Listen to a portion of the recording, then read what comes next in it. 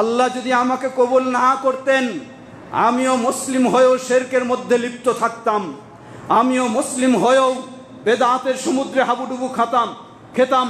কিন্তু আল্লাহ আমাকে কবুল করেছেন, তাই শিরক থেকে মুক্ত হওয়ার সুযোগ পেয়েছি, বেদাত থেকে মুক্ত হওয়ার সুযোগ পেয়েছি।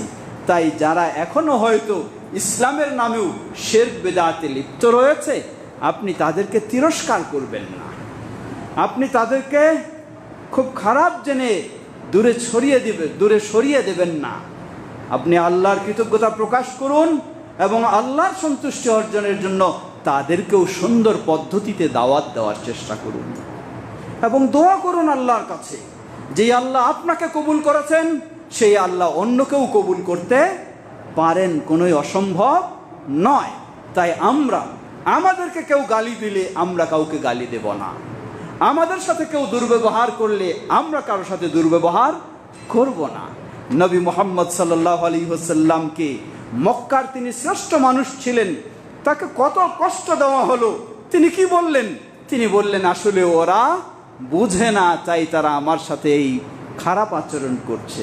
আপনি ওই কথাটাই বলবেন, ওরা আসলে বুঝে না, যদি বুঝতো তাহলে ওরাই আপনার পাশে এসে দাঁড়াতো, না বুঝার কারণে তারা এই অবস্থায়।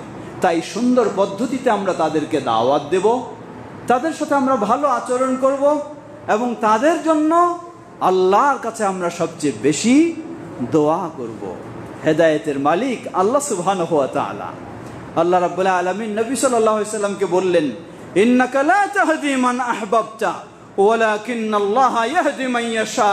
হে নবী, তুমি মনে করো না তুমি চাইলেই কাউকে হেদায়েত দিবা, তুমি কাউকে পছন্দ করলেও তাকে হেদায়েত দিতে পারবা না। হেদায়েতের মালিক তো হলেন আল্লাহ, তিনি যাকে চাইবেন তাকেই আল্লাহ হেদায়েত দান করবেন। সুবহানাল্লাহ। সুতরাং হতে পারে আপনার ঘনিষ্ঠ, আপনার ভাই, আপনার চাচা বা আপনার ছেলে বা আপনার প্রতিবেশী আপনার সাথে আজকে খারাপ আচরণ করছে, এই কারণেই যে আপনি আজকে তাওহীদের পথে এসে গেছেন, আজকে সুন্নাহর পথে এসে গেছেন, তারা হয়তো খারাপ আচরণ করবে, এটাই স্বাভাবিক। করেছে পৃথিবীর শ্রেষ্ঠ মানুষ মুহাম্মদ সাল্লাল্লাহু আলাইহি ওয়াসাল্লামের সাথে, যাকে তারা এত সম্মান করত। কিন্তু মুহাম্মদ সাল্লাল্লাহু আলাইহি ওয়াসাল্লাম যখন তাদের শিরক বর্জনের নির্দেশ দিলেন, তখন মুহাম্মদ সাল্লাল্লাহু আলাইহি ওয়াসাল্লাম আর তাদের কাছে ভালো থাকতে পারেননি, তিনি খারাপ হয়ে গেছেন। তা আপনিও তাই হতে পারেন, অসম্ভব নয়। তাই মুহাম্মদ সাল্লাল্লাহু আলাইহি ওয়াসাল্লাম তিনি আমাদের যেমন সালাতের মডেল, তিনি আমাদের দাওয়াতি কাজেরও মডেল, সব কিছুর ক্ষেত্রেই তিনি আমাদের মডেল। আমরা তাকে অনুসরণ করেই ধৈর্যের পরিচয় দিয়ে সামনে অগ্রসর হওয়ার চেষ্টা করব। আল্লাহ আমাদের সকলকে সে তৌফিক দান করুন। বিশেষ করে আরেকটি গুরুত্বপূর্ণ বিষয় স্মরণ করে দিতে চাই, এই সব জায়গায় যেখানে নতুন মসজিদ, আপনারা লক্ষ্য করছেন পাশেই, খুব বেশি দূরে নয়, ব্রাহ্মণবাড়িয়ায়, সেই পাগাচং থানায় যেখানে মসজিদ হয়েছে, মসজিদটিকে ভেঙে দেওয়া হয়েছে, নতুন নির্মাণ বন্ধ করে দেওয়া হয়েছে, কত ধরনের সমস্যা তারা সৃষ্টি করছে। আরও বহু জায়গায় আপনারাও সেই ধরনের সমস্যার সম্মুখীন হয়েছিলেন, কিন্তু আল্লাহ সুবহানাহু ওয়া তাআলা আপনাদেরকে সেই সমস্যা থেকে উত্তরণের পথ দিয়েছেন এবং অনেকটি অগ্রসর হয়েছেন আলহামদুলিল্লাহ। তাই সেটি আমরা সতর্ক থাকবো সবসময়। সবচেয়ে সতর্কের বড় দিক হলো আমরা যারা রয়েছি আমরা যেন ঐক্যবদ্ধ থাকতে পারি,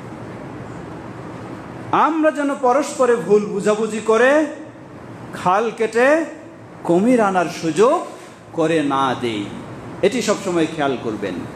বাংলাদেশ জমিয়তে আহলে হাদিস গোটা বাংলাদেশে আহলুল হাদিসদের নেতৃত্বদানকারী মূল সংগঠন আল্লামা আব্দুল্লাহিল কাফি আল কুরাইশি রাহিমাহুল্লাহ, অতঃপর আল্লামা প্রফেসর ডক্টর মোহাম্মদ আব্দুল বারি রাহিমাহুল্লাহ এবং ধারাবাহিকভাবে বর্তমানে সেই সভাপতি, জমিয়তের সভাপতি রয়েছেন প্রফেসর অধ্যাপক ডক্টর আব্দুল্লাহ ফারুক হাফিজাহুল্লাহ।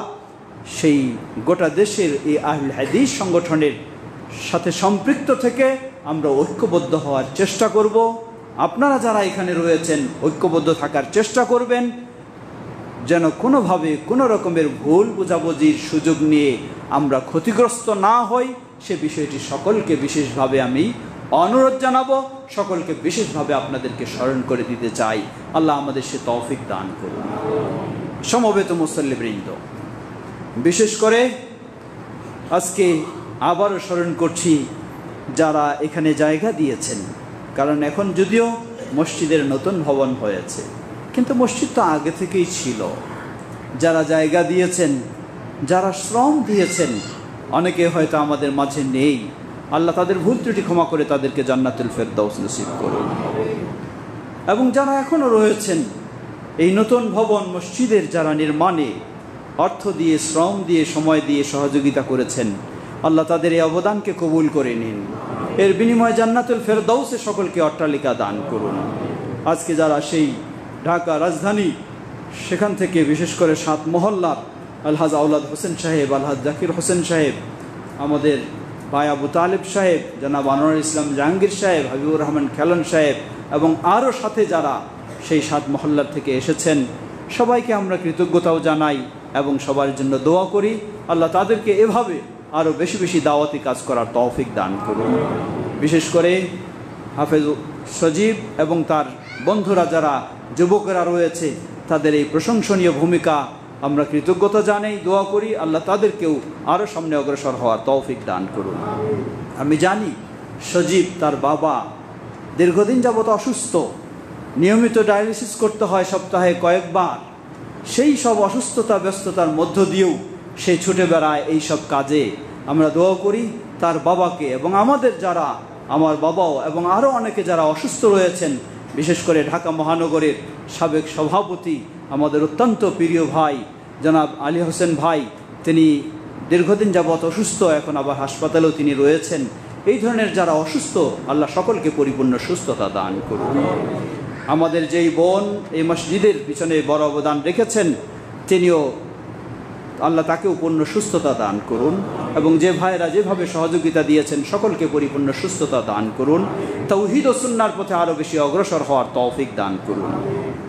ইবাদাল্লাহ, আল্লাহুম্মা সাল্লি আলা মুহাম্মদ ওয়া আলা আলি মুহাম্মদ কামা সাল্লাইতা আলা ইব্রাহিম ওয়া আলা আলি ইব্রাহিম ইন্নাকা হামিদুম মাজিদ। আল্লাহুম্মা বারিক আলা মুহাম্মদ ওয়া আলা আলি মুহাম্মদ কামা বারাকতা আলা ইব্রাহিম ওয়া আলা আলি ইব্রাহিম ইন্নাকা হামিদুম মাজিদ। اللهم ارض عن الخلفاء الراشدين وعن سائر أصحاب نبيك الكريم. اللهم أعز الإسلام والمسلمين واخذل الكفرة والمشركين ودمر ديارهم. হে আল্লাহ, আমাদের দেশ সহ পৃথিবীর সর্বত্র ইসলাম ও মুসলিমদেরকে সমুন্নত করুন। আমরা কতই না আরামে রয়েছি, সেই নির্যাতিত মাজলুম ফিলিস্তিনের মুসলিমেরা এবং আরও বিভিন্ন জায়গায় কতই নির্যাতনে আজকে তারা রয়েছে। আল্লাহ তাদেরকে হেফাজত করুন, আল্লাহ তাদেরকে ঈমানের উপর ধৈর্য ধারণ করার তৌফিক দান করুন এবং সেই ঘাতক সন্ত্রাসীদেরকে আল্লাহ তাদের ষড়যন্ত্রে তাদেরকে ধ্বংস করে দিন। ঠিক আমাদের দেশকেও সকল প্রকার ষড়যন্ত্র থেকে আল্লাহ এই দেশকেও হেফাজত করুন, এই দেশকেও কোরআন সুন্নাহর পথে অগ্রসর হওয়ার তৌফিক দান করুন। আমাদের মাঝে উপস্থিত অনুপস্থিত সকলকে পরিপূর্ণ সুস্থতা দিয়ে ঈমানের পথে চলার তৌফিক দান করুন। আমাদের স্নেহের সন্তানদেরকে যেন ইসলামের আলোকে গড়ে তুলতে পারি, আল্লাহ সে তৌফিক আমাদেরকে দান করুন। আমরা যেন গোটা জীবন ঈমানের উপরে থেকে ঈমানের সাথে আমাদের বিদায় হয়, আল্লাহ আমাদের জন্য সেটি কবুল করে নিন। আমাদের প্রিয়জন, বাবা মা, ভাই বোন যারা বিদায় নিয়ে চলে গেছেন, বিশেষ করে যাদের পক্ষ থেকে আজকে এই মসজিদেও অবদান রেখেছেন আমাদের বোন, সেই বাবা মা, ভাই বোন, তাদের ভুল ত্রুটি ক্ষমা করে আল্লাহ তাদেরকে জান্নাতুল ফেরদাউস নসিব করুন। আমরা যেন